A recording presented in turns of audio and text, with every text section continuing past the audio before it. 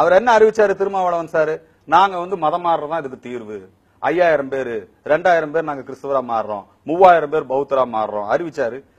அதுக்கு மாற்றாதான் நான் தாய் மதம் திரும்ப நிகழ்ச்சி அறிவிச்சேன். அதுக்கு மாற்றாதான் நான் தாய் மதம் திரும்ப நிகழ்ச்சி அறிவிச்சேன்.